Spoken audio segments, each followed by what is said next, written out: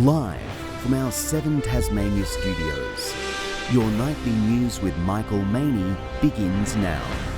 Oh, thanks for joining us. 2 weeks to the day since the state election, we now know the full lineup of the elected candidates. An independent has secured one of the final seats in Bass, leaving the crossbench to compromise 11 out of the Parliament's 35 members. After 3 years and 4 attempts at election, he's finally made his way into politics. City of Launceston councillor George Razai claiming a seat in Bass as counting from July's vote draws to a close. It has been an amazing ride, especially in the last 2 days when I was so behind.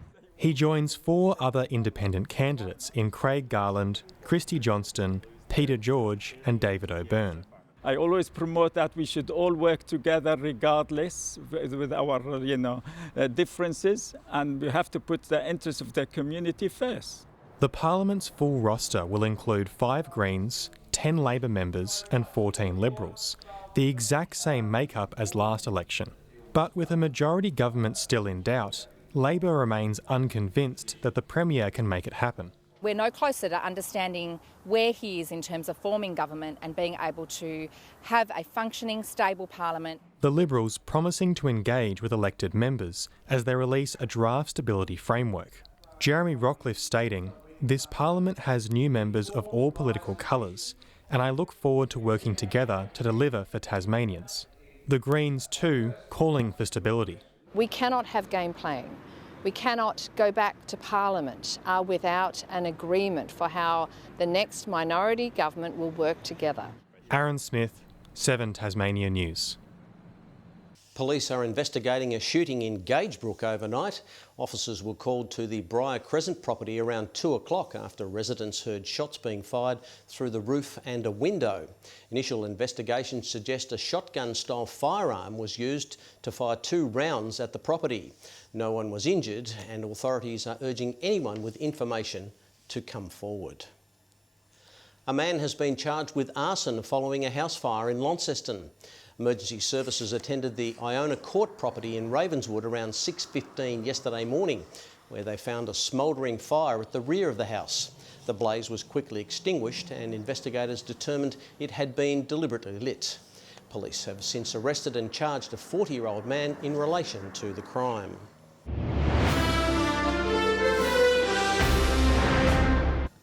A 24-year-old is on the final leg of a gruelling cross-country trek, walking from Sydney to Tasmania. All by foot, he's clocked 1,800 kilometres. The mammoth task is all to raise funds for building schools in East Timor. He may only be 24 years old, but Byron Bruce James certainly has the world at his feet. The Sydney-sider has trekked almost 1,800 kilometres, walking from the Big Smoke to the southern tip of Tasmania. Really wild experience for me to go out into the unknown, winging it and just trying to get to the end of the road. He's tackled up to 35 kilometres every day over the last 4 months, walking across New South Wales, Victoria and now Tasmania with nothing but a backpack. 4 months has felt like a year in a sense. Clocking up the kilometres by foot for a cause close to his heart, raising almost $7,000 so far for the Educating the Future charity. Building a preschool in Timor-Leste, in rural part of Timor. A lot of the money goes a long way over there because it's really a poor country still. A lot of underdeveloped places. The mammoth task both a physical and mental challenge. It's just like, I feel like an old man already with my hip, but that's okay, I'll heal sometime. While it's been a solo journey, he hasn't been alone, many locals helping along the way. People offer me beds and give me a place in the back to pitch my tent and give me a beer. That's the main thing I love. Byron is expected to reach the final point of his trek tomorrow, where he'll finish up in South Cape Bay. He then plans to continue his Tassie travels in a caravan. Rebecca Gaidenera, 7 Tasmania News. Tasmania's largest pinball exhibition, TasPin, has returned bigger and better for its 4th year. With a change in venue offering the event more space, a record 80 displays were on show in Launceston. While the exhibition hosts modern machines alongside classic models, the debate around which is better remains. I like the modern ones. I like all the lights and flashes. The old thing is the most fun in general, just like the noises and stuff, but the new one's a little bit harder to follow. And the fan favourite? Probably Jaws. Taspin continues tomorrow.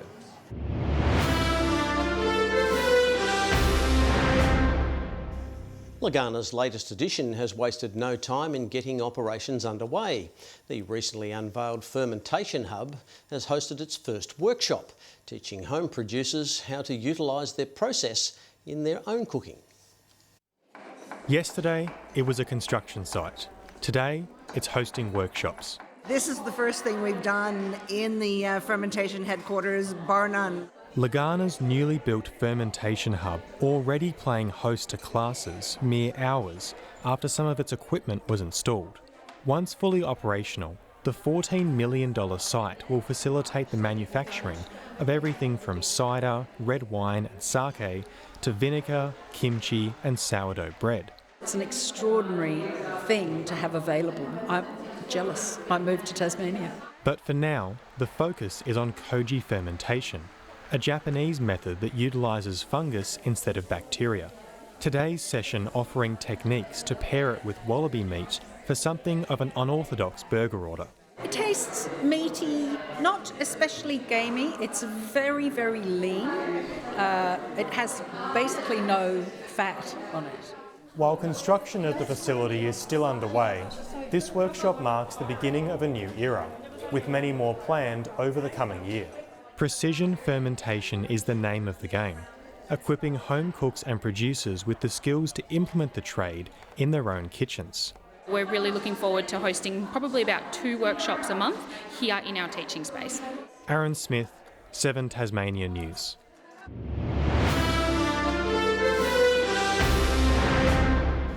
The Cavaliers are Tasmanian Netball League premiers after a convincing Open Grand Final win over the Northern Hawks. It was sweet redemption for the Cavs after they fell short last year. The final siren signalling victory. And there it is. Great win from the Cavaliers. Congratulations to the Cavaliers. This year's Netball Tasmania champions decided. The Cavaliers crown the 2025 premiers. 54-26 the final score. The Northern Hawks not able to swoop in on another netball premiership. It was the return of a fierce rivalry. The Hawks and the Cavaliers meeting for their 3rd consecutive grand final. Both teams not giving an inch there, I think. And to be expected, they are big rivals. After 21 home and away rounds, semis and preliminaries, the Cavs were clear favourites, finishing the season minor premiers and not dropping a game. They came in firing, hungry for victory. Just over 3 minutes remaining in the opening quarter. The Cavaliers now out by 5. The Hawks attempted to claw back, but it wasn't enough to stop the champs claim their crown. The Cavaliers continued pulling away, driving home the win. They've dominated the season and they've dominated the grand final. But it's not all bad news for the Northern Hawks. Their under-19 squad are soaring high for another season. Congratulations to the Northern Hawks, our champions. Crowned the 2025 premiers, claiming a 16-point victory against Cripps Waratah. 54-38 is the final score. Rebecca Gaidenera, 7 Tasmania News. The home ground advantage was just what the Scottsdale women needed to topple ladder leaders Deloraine. A thumping kick from Tisha Hines putting the Magpies in front early on, and that's where they stayed, piling on 7 goals, 7 to the Kangaroos 2 goals 4. The car park starts to build up. Ruby Hall, deep entry out the back. Guess who it is? It's Taisha Hines. Well, the first win of the season continues to elude the Scottsdale men, who lost by 44 points to Deloraine. It was a tight middle-of-the-table tussle between Kingborough and Glenorchy this afternoon. On the board early, the Tigers were let down by errant kicking, going into the first change 2 goals 6. Glenorchy fired up in the second term and powered home to a 12-point win. And the Kingborough women continued their success streak, kicking their way to a 6th on the trot win over Glenorchy. Turning to the NWFL, and Circular Head have suffered yet another loss. They went down to Burnie by 54 points this afternoon, the final score 93-39. A slow start not helping to set them up for success. First score for the Circular Head Saints, 14 points in arrears. And the Circular Head women are licking their wounds after barely making it on the board, going down by 52 points to Burnie. An NPL match-up between Kingborough and Devonport initially looked to be one-sided following this afternoon's kick-off. The Northern team pulled away early, leading 2-0 at half-time. But Kingborough had all the answers late in the game. Looks like he really wanted that shot. It's Lupner! Bang! Game on, just like that. Devonport were kept scoreless for the rest of the match, going down 3-2 by full time. The women's game proved to be a tight match-up, with neither side able to get a foothold at first. Devonport's Whitney Knight finally sunk a ball past the goalie in the second half to get the win for the Strikers. Good evening. Hobart and Devonport both 15 today, 13 in Launceston and also Burnie. Flinders Island, Lowhead and Strawn 15, King Island, Friendly Beaches and Grove 14. 13 at Smithton and Bushy Park, -6 the overnight low in Lyoweny, maxing out at just 7 degrees today. Onshore winds brought low cloud to the north and east of Tasmania today. The rest of the state remained relatively cloud-free. A broad area of cloud with embedded thunderstorms are seen rotating through parts of Queensland and New South Wales. Tomorrow, the complex low-pressure system off the coast of northern New South Wales extends a trough through southeastern Queensland.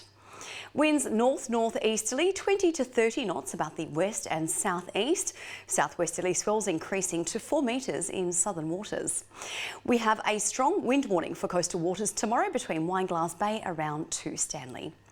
Mostly sunny in Hobart tomorrow, 15, a bit of cloud in Richmond, 16, 15 in Ouse after a morning frost there. Another chilly start in Launceston, 16, the high later. A few showers in Devonport, 14, 13 and showery across Deloraine. A chance of showers in Burnie, 14, 16 in Strawn, partly cloudy, much the same in Curry on King Island with 15 the top. To the east now, 50-50 showers on the way for St Helens, 16, some partial cloud in Swansea, 17. That extends to White Mark with 16 the maximum. A frosty and foggy morning on Monday to kickstart the week, followed by showers about the north. Statewide showers on Tuesday, but more widespread about the north and west. There's also a chance of isolated thunderstorms about the west coast. And on Wednesday, showers continue statewide, snow falling to 600 metres in the southwest and central parts. Here's the national forecast now for Sunday. Possible storms in Perth, 17 also in Adelaide, but fine and sunny. Rain easing in Sydney, 18, and perhaps a morning shower in Brisbane. But it's currently clear in Hobart, 9 degrees. It's 10 in Launceston and also Devonport. And Michael, for those heading to the Tassie Scallop Fiesta in Bridport tomorrow, they can expect a fine and sunny 15 degrees. It's always beautiful in Bridport, isn't it? Those golf courses down there, magnificent. Well, that's all your news for this Saturday. Thanks for joining us from all the team at 7 News. Have a lovely evening.